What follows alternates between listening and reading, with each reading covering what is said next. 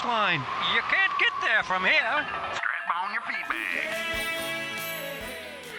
Wide Army. Running with scissors. HWYRT.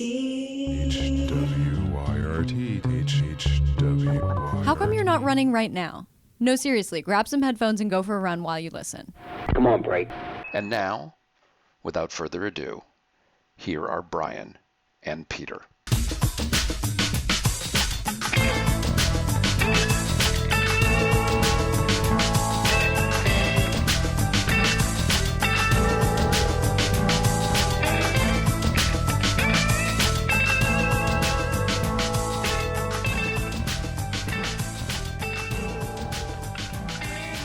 Bryan, we're doing it. We promised the people we're doing it. There's 1 week out from the great. This will be shorter tomorrow. This would have been shorter tomorrow. Well, it would have been had we done it. Maybe I won't. Maybe I will. What's going to happen? What's going to happen at 6 a.m.? Listen, I have no content. On the 21st. You said there's voice memos. Let's go. This one is from someone we know well. We call him Internet Dan. Voice memo! Hey, Peter and Bryan. It's a classic voice memo from Internet Dan. I guess coming from the internet. I am out in the middle of some trails in the thick of Green Bay, Wisconsin on a beautiful Memorial Day. And I just wanted to share a little bit of something that makes me smile about the running community. I am in Green Bay for 3 months for an internship, kind of away from my people, away from my running community that I have found and loved in Minneapolis and St. Paul. And it's Memorial Day. You know, that comes with a big weekend. And something happened that made me smile that just reminds me that the running community may be small, but it is mighty and we are welcoming. One of my race team members is originally from Green Bay, Wisconsin, and she is coming back into Green Bay to spend time with her family and have a barbecue. And she was polite enough to want to know if I had any business or plans that day. I said, no, just hanging out with my mom, who's decided to come visit for the weekend. So she invited my mom and me to a barbecue. So I'm getting my long run in. My mom is out for a hike on her own. We're going to go grab some supplies. We're going to head over to a barbecue. Meet some people we've never met before. All due to a connection in the running community. And that kind of thing makes me smile. How was your run today? Come on, break. Internet Dan, I learned a couple things by listening to your voice memo. In no particular order. 1, yeah, the running community is awesome, and I would say it's not even that small, but it is mighty, and I'm so glad you're being involved in a place that maybe isn't quote unquote home to you, but it's temporary home, and that's always hard. The second thing I learned, Dan, is that you don't know how to email, and that's weird. Well, because he had this voice memo for like a month. No. We've had it for a long time too. Oh, so he actually did send it right after Memorial Day? I don't know how to look at email. Oh, yeah, no. And also Memorial Day was early, so I kept checking the email on the last weekend. Yeah. And turns out, it wasn't then. It was the week before. Okay, so that's more on us than him. Yeah. All right, you get a pass on that one, Dan. And then the third thing was you breathe when you're working out intensely the way I breathe when I'm sitting on the couch recording a show with Bryan. It's the same level of huff and puff. It's cool. Well, I do like the nature sounds coming through. I love it. Anytime someone can record outside, it's a good record. And I hear them, being relocated temporarily. So you're not really trying to set in roots. You're just trying to do your thing for 3 months. And so it's fantastic when somebody reaches out, and especially when it's a connection from your running group. That just makes it so much nicer. Bryan, if this show is about anything, and it's not. It's not really. It's about the human connection. Is it? Next voice memo, please. Next voice memo from Eric. Voice memo! Hi, Bryan and Peter. This is longtime listener Eric B. from Grand Rapids, Michigan calling in. I first want to say I am so happy to hear your voices again. I'm glad you're back, and that I need to apologize for the fact that I didn't know you were back. After 262 episodes, I thought it was over, and it wasn't until my good friend and yours, Dr. Andy Mahon, texted me the same picture of the buzzards he sent you and said that I needed to check in on the next episode, to which I said, "What next episode? I thought they were done." And he said, "Oh, you're way behind. They've been back for months." So I jumped in and started listening again, and it made my day. It's made the past couple of months, to be perfectly honest. I am very grateful. But I do have to say that the drop in my running mileage was directly correlated to the loss of your Little Here show. So shame on you and shame on me. But we're both back now, and I am working my way back up to some better mileage. I'm not there yet, but I'm getting there. So thanks for coming back. I do appreciate it, as do the rest of your dozen or so listeners, I'm sure. I did just subscribe to the YouTube channel, as I was instructed to do about 30 times as I listened to the most recent episodes. But the reason for this voice memo, by the way, that is the best thing ever, is I've got a question. I'm looking for some advice. And I've been having issues of late. And now I am a man of a certain age, like the two of you. And it's only in the past couple of years that this has been happening. I am dealing with a lot of leg cramp issues after long runs. And case in point, it happened to me this past weekend. I was at a relay race in southeast Ohio, and after my 7-mile loop, my legs completely locked up and cramped to the point that I could not move and was screaming in agony. It was pretty awful. I wear a hydration backpack. I had it full of tailwind, and I was taking some glucose as I ran and some salt tabs. I honestly don't know what I need to do differently, because this has happened more than once, and it is agonizing, and it knocks me out of the race because I can't run again afterwards. My legs are in so much pain, and today's 2 days later. I'm still walking funny. Stairs are my enemy. So I am looking for some advice. If anyone's got any out there, if you've dealt with this in the past, I would love to hear from you. So thank you for that. And I, again, happy to hear your voices. Looking forward to hear more about the race next month. And I think the name, This Would Have Been Shorter Tomorrow, is fantastic. So well done. And welcome back, guys. Alert! Alert! Well, hello there, friend. Hello. Well, Eric, thank you so much. There's so much to respond to there. One, I can't believe you didn't see our billboard and skywriting campaign, because it was enormous and significant. I want the money back from Clear Channel. They were supposed to do a certain job, and Michigan was on the list. Yeah, right up there in the top 12 markets that we try to cover. What a waste of our deep, deep pockets. But thank you for signing up for YouTube. And so everybody should subscribe to us on YouTube. And people are like, wait a minute, you making videos? No, we're not making videos. Podcasts live on YouTube. Welcome to 2025. Yeah, precisely. Help us out. Leg cramps. Well, I mean, one thing you said you had a hydration pack full of Tailwind. So that's I don't know if that's how we're supposed to do it. I mean, you can. I mean, Tailwind? Maybe have a bottle of it, but not a whole pack of it? Well, I was just saying, it sounds like you're drinking your farts. Oh, God. What are you, 5? How about eat a banana? I mean, How about eat a banana? Isn't that why they call it Tailwind? Oh, I honestly don't know. I thought it gave you wings. That's Red Bull. Maybe you should drink a Red Bull. No, I mean, what are we, doctors here? You're not doctors, have no idea. We're not medical doctors, no. No, I drink I do a lot of Gatorade, and I take electrolyte tablets every hour during long runs, and I have had very tight calves.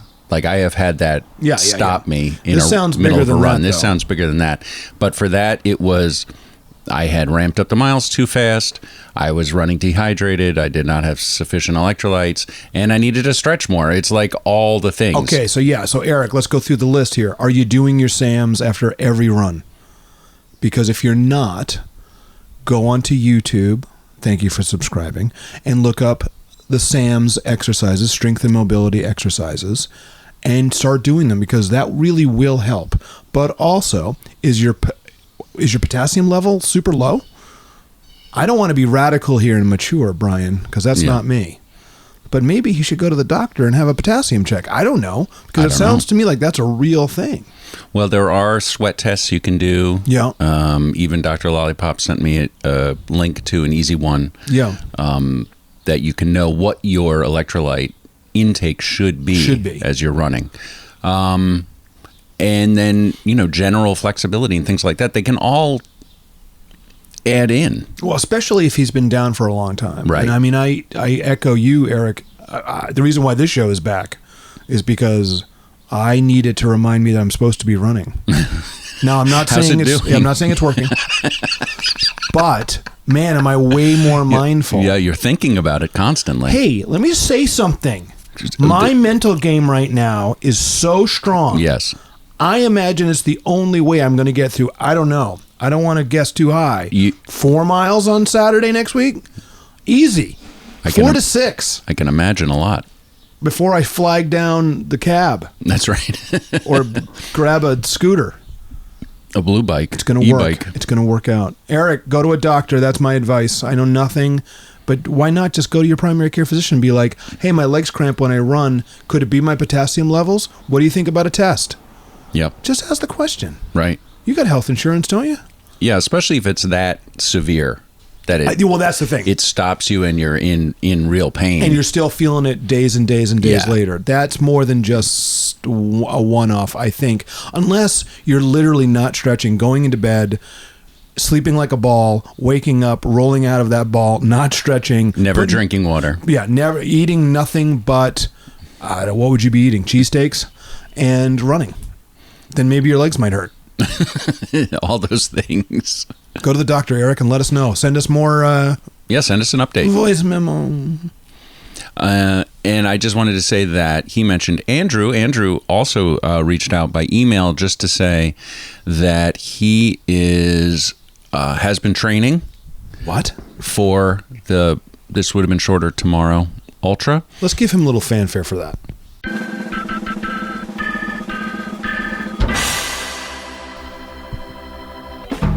And he'll be out in mid-Michigan starting at 4 a.m.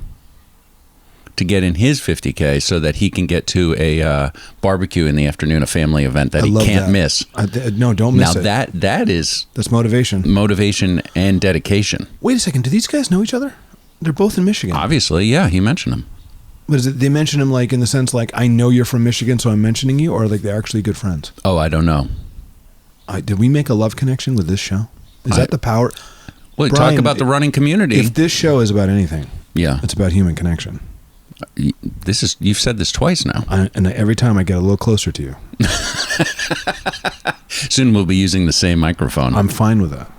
Like in those videos from, like this, so all the 70s rock bands, somehow the bass player and the lead guitar player would always share the microphone. And the drummer. Yeah. He'd get up, walk over with a tom-tom, just... All three of them would be singing harmony in a one microphone. Yeah. I never really got that move. Like, just have an extra mic up there. They couldn't do it back then. They didn't have the power. They didn't have the power, huh? Not the power of the voice memo. Voice memo. Voice memo. I was just going to say, and of course, Kelly, the namer of this event, sent us a nice picture with her magnet from the Ultra from the Redbubble Store. Do you know what I'm saying to you, Peter? I mean, you keep saying that there's a store and there's product. Yeah. Am I supposed to be buying something for myself? I don't know what you're doing. Do you have a bucket hat yet? Yeah, I have a bucket hat. Did you buy one for me? I bought one for Will. What am I? You're a guy? I'm not Will. I'm a guy who could probably just go on and buy I thought my what own you hat. said was, I'm getting a bucket hat. Did I say that? I'm pretty sure Listen, you did. I've said a lot of things on this show. They're not necessarily what and in is fact, true. if I go by history of the two of us, you're usually the one who actually will then go, and within 5 minutes you've already purchased it and it's on its way, and then I go, oh yeah, I'm getting that, and then you remind me a month later, and I have to get it express shipped because I've totally forgotten about it and blown it off. Okay, so the Redbubble store, what do I put in to find it? I go to redbubble.com. I do a search, and do I search... Redbubble is not the best. It's not great. It's not a good platform. So you can go to it. It's HWYRT. It's not how was you rented out. HWYRT is what I put in the search field. And in theory, I'm finding some, this would have been shorter tomorrow, paraphernalia. Maybe. I can't wait to try this. You don't give up. Listener, I would pause the podcast right now. You'll find it. And go do it. Don't give up. And then come back and listen to the rest of the show. It's hard. It's hard to find. I don't understand why it doesn't just pop up. God, if we had in a all website, of our designs. Can you imagine? That's true. We could just have the direct links, because you can have a direct link. Sure you can. We used to in the old days, back when we did things. Yeah. Cut to Japan. Yeah. Dave Macklin. Okay. Listening to that and just shaking his head slowly. I could help you guys. I'm just waiting, guys. I'm waiting still for you guys to send me the stuff, and I'll just put it in jackhammerjohnson.com. It could just be a page with the logo on it. And just links. And links. I mean, he'd be disgusted by that, and he'd want to do more. No, that would be perfect. I know you say that, but then just do it. You've been talking about it for a year. Oh, I'm supposed to do it? You're the content holder. You have all the images. I don't have any images. Really? I have nothing. Okay. I could write up some text to go with them. Maybe that's my role. That seems like a lot of work. It does. That's why we have Internet Dan doing the socials. Internet Dan sounds like this. Sounds like Peter when he's sitting on the couch looking at donuts that Bryan brought. Donuts are good. Running with scissors. So you just ate a Pride donut. If you can describe what that donut was like. Well, it was a very airy, I guess it's called a cake donut. It was like just a regular sugar donut, I guess. I don't really know. As much as I love donuts, I don't really know a lot about them. So it was very airy, and then it had white icing on it, and then it just had some rainbow stripes on it. It's June. It's Pride Month. I love it. Since we're in this jag of people wrote in and said things, listener Leah writes to say that the latest episode was so good. Really, really loved the ice cream talk. Remember we talked about our tour that we're going to do next year? Oh, it's happening. Of all the creameries. Oh, yeah. And they said they have, in caps, so much to say on that topic. Okay. So more to come on the ice cream journey that we're building for next year. She was also worried about my voice because it sounded a little hoarse. Clyde Army. Clyde Army. I don't think I'm sick. I think I have allergies. I think it's the tree pollen. It's also, we're doing this fairly early in the morning. Yeah, I sound like this pretty much all the time. Okay. It just comes and goes. It's like a laryngitis, but it's not. It doesn't hurt. You mean when you sound like this? Well, that's different. When I go down here, that's different. That's different. I could do this all day. I know. I love them French fried potatoes. So, I'm talking to my son. Let's go to the movies real quick.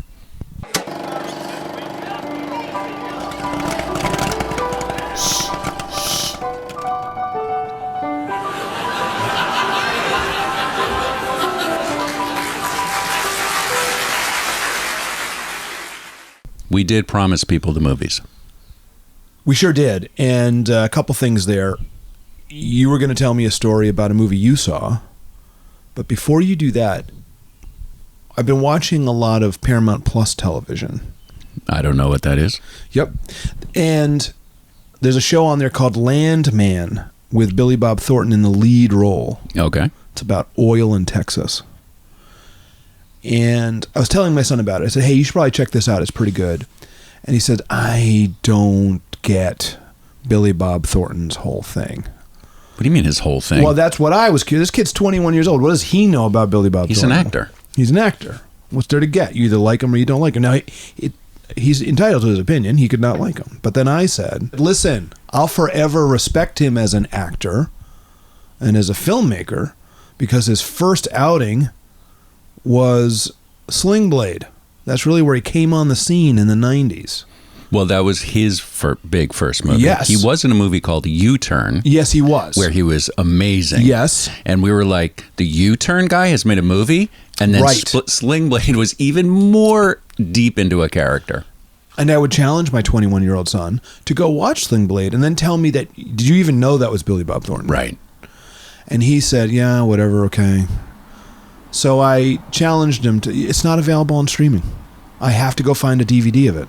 I could not find it anywhere on any platform. Even Amazon Prime doesn't have it available for $18? I could not find it. Wow. If someone can find it, this is a middle-aged man. Yeah. Right here.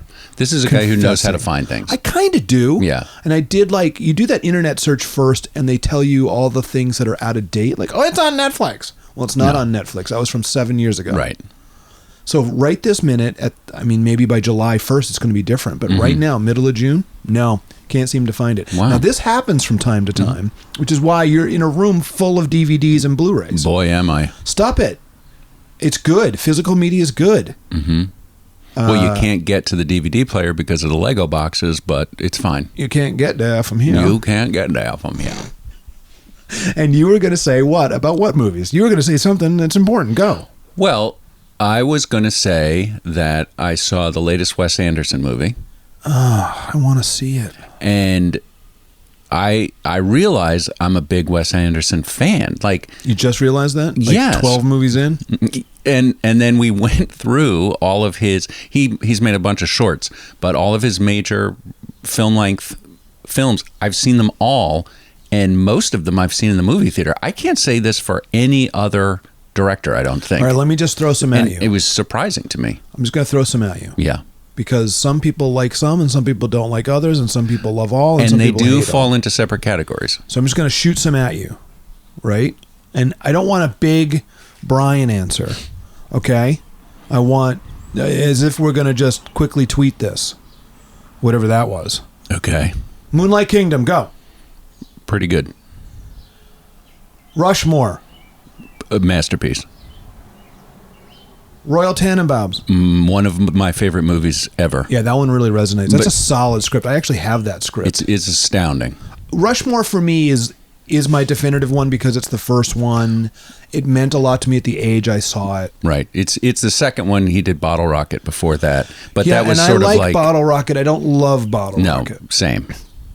Rushmore's a very, very good movie. But the fact that Rushmore is his second movie is incredible. It's incredible. But then, and also we were of an age, right? We were of an age. What was it, 94 or something like that? Even earlier, maybe?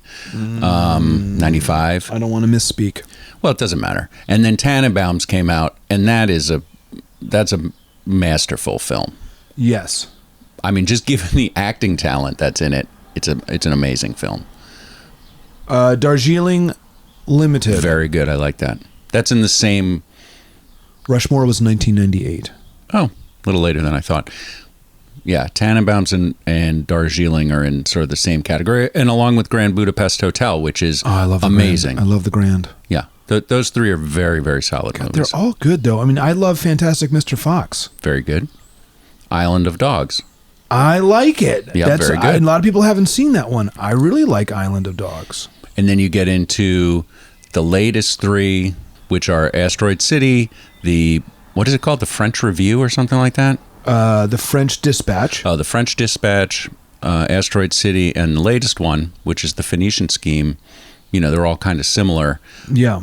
Of the three, I mean, they're all solid. I think I actually like Asteroid City the most, even though it's probably the most melancholy of the three. I'm going to say one more that every time I watch it, I appreciate it more and more. Wes Anderson also has a thing where there'll be like one particular moment somewhere in there. This is true with Tannenbaums. But The Life Aquatic, there's one particular moment where I just burst into tears because stuff touches me. And so it's usually a line of dialogue. It's interesting. That's probably one of my least favorite ones. From 2004. Yeah, I need to rewatch it though. Like, I need to rewatch French Dispatch because when I saw it in the theater, I was like, well, you know, that was a fine hour and a half. But then I was recalling scenes of it, and saying to Andrea, "Oh, what this great part of this movie? What movie was that from?" She's like, "That was from French Dispatch." I said, "Oh, yeah, I really need to rewatch that and reconsider my feelings." The thing I loved about Asteroid City, and I won't go into too much detail, is that, you know, obviously if you've watched a lot of Wes Anderson movies, you know that there's a lot of craft work. I don't know, there's probably a movie name for it, but like if he has a box, it's going to be a box that the set decoration and the prop creation, right, that someone built. Oh, it's unbelievable. And the screws are custom made and the box is custom made, and there's a label, and probably however they made the label, that machine that made the label was custom made. So it's all very unique. It's very familiar looking, but it doesn't exist in real life. It's you know, a prop that was created specifically for this piece, yeah. And the thing I love about Asteroid City is that most of the action, or a lot of the action, takes place outside, but inside or outside, it all feels like a set. Like everything feels created for this movie, and it's just such a it's one of those things where it's like, this is why I love movies. Yeah. Because they've created an entire world that looks like the real world. It is the real world. It is the real world. But so much of it is manufactured that you're in the universe that Wes Anderson has created. Yeah, he started that with like Moonrise Kingdom, right? Because so much of that really is outside. But then even within the outside, they go into places that are completely artificial, essentially. Right. Yeah. And he's also done this thing where he's sneaking in more and more in his live action feature films, more and more of the stop motion animation. That happens in Asteroid City. There's a sequence that's stop motion. Well, and I think that Grand Budapest Hotel was the masterpiece of that, where there's just sections where it goes to stop motion. You're like, so good. This is amazing. So good. So do you see in the future a traveling show that will go to, I guess, museums or other installations that will be all the handcrafted props from his oeuvre? Because I would go to that. Oh, 100%. Now, I don't know anything about Wes Anderson. Like, if you showed me a picture of three people, I wouldn't be able to pick him out. I don't even know what he looks like. I don't know how old he is. I don't know anything about him. So whether or not this is something he would even say is a good idea, I have no idea.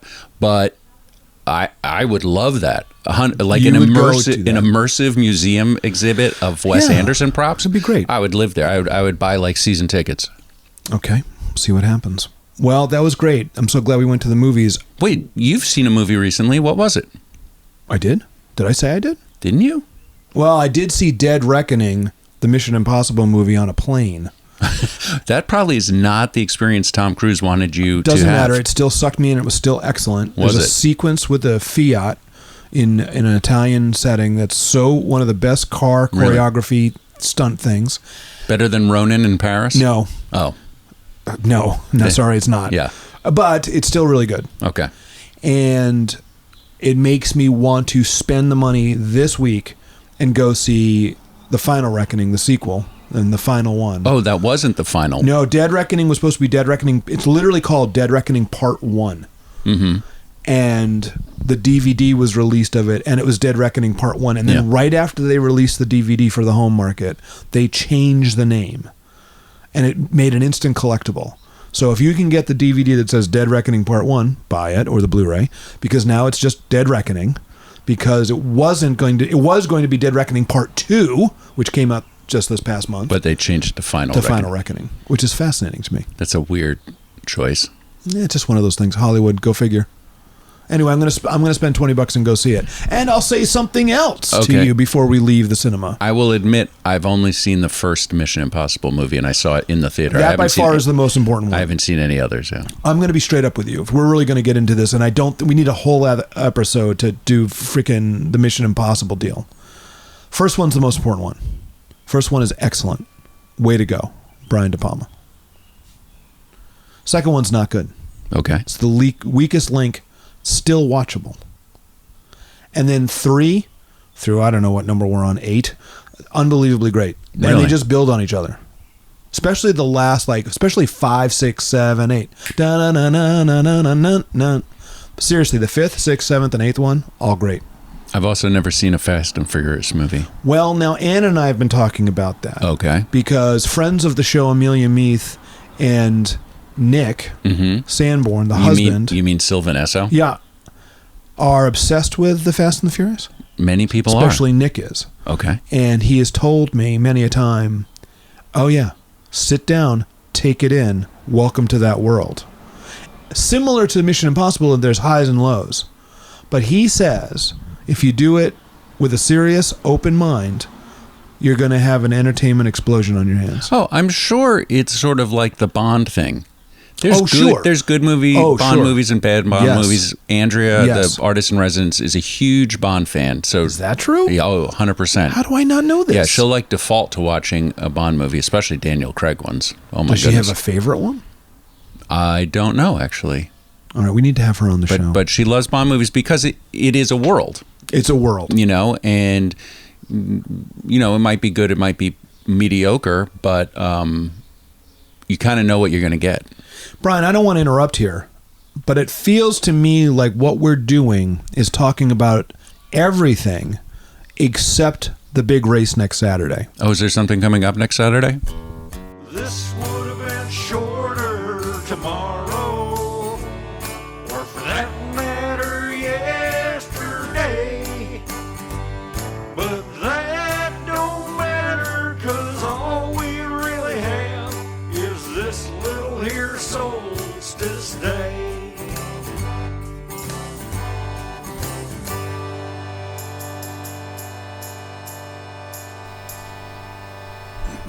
Right. The 50K-ish. Wow, when you say it like that. 50K. June 21st, Saturday, a week from tomorrow, because today's Friday when we record this. The 21st, Saturday, summer solstice, longest daylight day of the year. We're running. 6 a.m. South Station, Boston, Massachusetts. Oh my God, it comes so early. And, well, the sun will already be up. As I found out this morning when I woke up at 5. Yeah, sun's the up. birds were up early. I was up at 5:15 and I had no problem being awake. I was like, yep, I guess this is happening. Also, outside my window, there was a squirrel. I can only describe this as a major turf war. Okay. So there's a couple of squirrels that live in the tree right outside my bedroom. They've been there the entire time I've been here, so it's almost a year. And it was as if Zero Dark 30 in the squirrel world. Try saying that. Squirrel world? Squirrel world. Squirrel world. It was like... World. It was like Zero Dark 30 was happening in the squirrel world. Nice. And about 5 to 6 other squirrels were coming into the tree.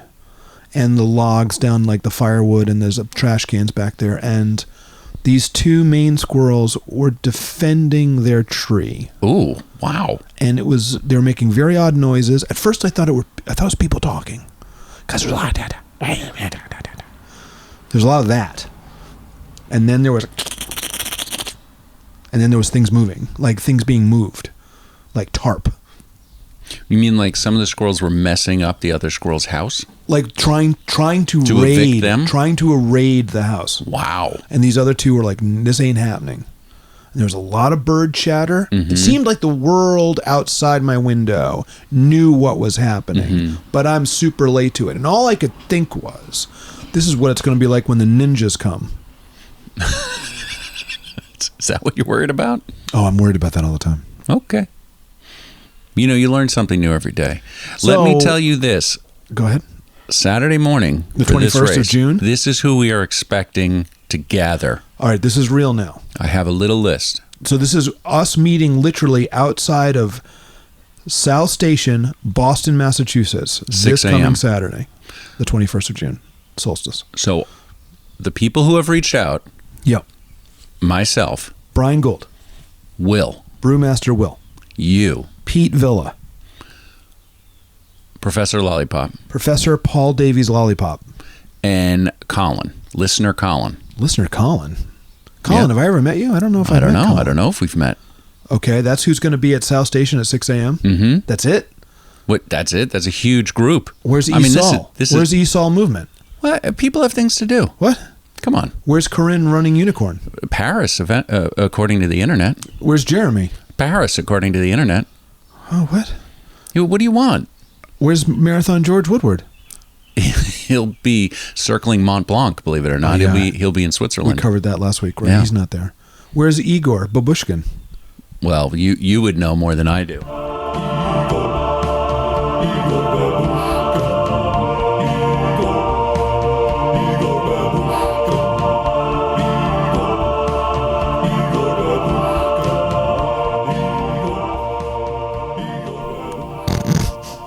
We haven't played that one in a while. That is a sting for the ages.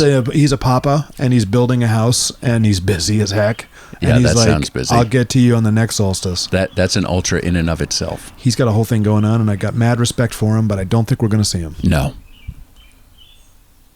So that's a little crew. We may accumulate people as the day goes on. I mean, we're going to see someone that I like to call Michael Goff. What's slow, sweet, and sticky? Michael Goff. Actually, it's molasses. Michael Goff. Well, that'll be fantastic. I just don't know where. Now, I think he texted me. Okay, here's the thing. Sometimes I get texts. Was this before or after you ordered stuff from Redbubble? Ouch. So soon. Fair, though. Totally fair. I think he texted. I was in the middle of like 4 other things. And it was, how are you getting to South Station? And I haven't responded yet. So is it fair to respond to someone's text on a podcast? I say yes. I say it's better than getting a text. Michael, I don't know. Why? How do you want to get there? Because what do you want to do? Share an Uber? What are we doing? Getting on the subway bus? I think Will and I might be in an Uber, yeah. That's what You're going to take an Uber from Wayland? Well, I don't have... How else am I going to do it? Have someone drive you? Who's getting up at 5 a.m. and driving me to South Station? Family members who love and respect you? Nope. And love what you're doing? No, they have brains in their heads. Well, I mean, if it follows every Saturday morning like the last 15, it's going to be pouring rain. Yeah, it's going to be pouring rain and chilly. We'll be wearing hoodies the whole time. And also, look, this is a free event that we made up. I'm going to regret saying this on microphone. So splitting an Uber is, the same as signing up for a race or whatever. I don't know. What are you going to do? Getting up at like 4:30 and driving out and getting you guys. Why would you do that? Because I live here. I can leave the car here. What? I can get you guys. I could bring you guys in. And then what are you going to do with your car at South Station? I'm not driving to South Station. No, I'm going to park it here in Brighton. We're going to get to South Station somehow. That's where we Uber from. That sounds insane. Yeah, but for the guy who's only going to be walking for 12 hours, maybe it's not so insane, because then I'm a real part of this thing. Because I've been feeling some major guilt about the level of training I haven't done. Well, I hope I haven't added to that guilt. You? Yeah. No. Thank you. No, this is all Pete Villa Mind Trap. All right. But I can't even listen to these podcasts. I mean, they just burn on me like a hot coal. I saw George Woodward this morning, and he said something so complimentary, I don't even think he knows the effect it had. So you saw Marathon George Woodward? Who's that? Well, that's George Woodward right there. Marathon George. Go catch that sheep. And what Marathon George Woodward said to me while we were running hills was, now, I don't remember if it was last week or the week before, but I was listening to your podcast, and I burst out laughing out loud several times. Wow. And I said, well, then we've done what we came to do. Well, because, Brian, as you know, yeah, if the show is about anything, it's about human connection. I'm now in your lap. Well, we are sharing a microphone. It's fine with me. Do-wop. Wop-wop. Do I wake up at 4:30, get in the car, and go get you? I think I might. Okay. Doesn't that feel right? I guess. Because that way we can all talk, because we're not going to be talking the rest of the 12 hours. I'm not going to be with you. True enough. And actually, I could drop you guys off at South Station, drive my car back to Brighton, and go back to bed. Well, you could do that. Even then, I've done something. Right. That's not what's going to happen. Or you could drive out to the 20-mile marker and meet us there. With wet wipes. Well, I don't know what we're going to need. Small mini cans of Coke. We will need those. No, you can do whatever you want. Well, I think no matter what, that's all in the details. But I think me coming out to you to get you is really smart. Okay. Because nobody else is going to do it. No, Nobody. Some guy named Uber was going to come and pick us up. Now, it is possible to continue my Michael Goff situation. Okay. That his ears just perked up. And he said to himself, you know what I could do for the show because I love the show so much and I live in Needham? I could hop on that road and I could go up and get Bryan and Will and drive him down to Pete's house. Unless he is experienced a major brain trauma, I don't think he's going to. That's not true. He's going to think that because no one would think that. You're the only person on Earth who would think that. I guess that's true. Michael, you and I should probably talk. It'd be really cool if I texted you back. So we're going to see. I think I've just verbal to come and get you. Okay. Wouldn't that take a load off your plate? Well, sure. Right. And honestly, I appreciate you. And honestly, the people who are going to be involved during the course of the day are really looking for the runners, hence the name of the show. Well, that's true. Actually, Peter, could you just shift to my other leg because my left leg's falling asleep? I know. I've gotten kind of puffy. I'm sorry. I was actually happy with the scale today. I think the things I'm doing this week are working. Well, that's great. Do you want to know the things I'm doing? I'm afraid to ask, but I will say, what are you doing, Peter? I'm not putting every inanimate object into my mouth. Is food an inanimate object? I guess it is. It depends. I mean, if it's a squirrel. Well, if it's still moving. Live insects. Yep. They go in there whether I want them to or not. No, I love... While you're sleeping. I'm one of those lucky people who loves food. Because there are people on this planet who don't like food. They forget to eat meals. Yep. They don't enjoy masticating. None of it. Right. I'm a big masticator, as you know. Well, I know this about you. I'm a master masticator. Yeah. As you know. And I live in Massachusetts, so I'm a master masticator. See, you didn't have a problem spitting that out. No, because what was the thing we were trying to say that was hard to say? Squirrel World. Squirrel World. Imagine if that was the name of your store. Hi, this is Squirrel World. How can I help you? You would get it. What am I selling at Squirrel World? Is it all about squirrel and squirrel supplies? Yeah, it's little collars. Little blinders. Little blinders. It's little tennis balls, little top hats. Canes. Little teeny squirrel tap shoes. Yeah. Little tiny wooden stools so they can sit on them. And then also stand on one foot on them. Little nut hutches. Yeah. How come the squirrels are doing like a review, stage review? Well, they have it in their blood. When the people come into Squirrel World looking for the squirrel traps and the things to bar them from bird feeders, we send them away. No, you send them away. This is a pro Squirrel World store. Right. Right? There's peanut shells on the floor. If you have a peanut allergy, I'm sorry, you can't come to Squirrel World. Daniel can't go. No, it's poor Daniel. Peanuts everywhere. He's too busy watching Sling Blade. Thank God. Well, he found the DVD / Blu-ray at Savers, $2.99. Worth it. I'm totally gonna go look for it this weekend. All right. Well, it sounds like we have a bit of a plan here. No, hold on. What? You were going to tell us what you weren't putting in your mouth. All the food, man. Oh, what do you want to know? You're just eating less? A ton less. And you're losing weight because of it? Yeah, I'm drinking a ton of water. It's insane how that happens. I signed up for a spin class this weekend. Wait, what? Not to mention my son a fourth time today. But he and his friend went to a spin class at a gym. He had never done one before. He had done a lot of Peloton spin. Had never been to a class. Okay. His quote right afterwards, "I've never sweated as much." Yeah. And it's a different kind of sweat. We all know it. It's much harder. I'm going to say this. I realized the other day, because COVID screwed everything up. Broke it. I haven't taken a spin class in over 5 years. Ditto. That's why I'm so scared. It was before COVID. Yeah, I'm trying to go on Sunday. And we were going all the time. We went twice a week, if not 3 times a week. For years. While we were marathon training. Yeah. Yeah, it was the best. For years, I did once, twice, 3 times a week. And I haven't been in one in 5 years. That's crazy. What happened to us? Twice, 3 times a spin class. I'll tell you what happened to us. A major global pandemic, and we're older. It's going to be harder. I am so nervous for Sunday. But you know what you have? Go ahead.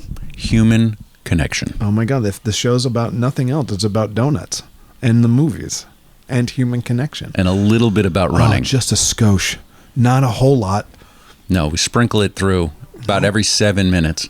That's why. How was your run today? Run is only 20% of the title. Yeah, well, on purpose. See? Mm-hmm. All right, Brian, I got to kick you out. We got to start some stuff. I got to go and start stretching because I don't want to be like Eric. Have some water. That's all I'm going to do. Make sure you have enough electrolytes. And 3 bananas. And start practicing waking up at, 4:15 so you can come pick us up. Yeah, tomorrow I'm going to get up at 3 a.m. just to feel good. I cannot believe you verbaled for this. But I thank you for it. It makes total sense. Human connection. If my car is out from the mechanics, which is where it's at right now. It's so bad they haven't even called me to give me a price. Uh-oh. It's been 2 days.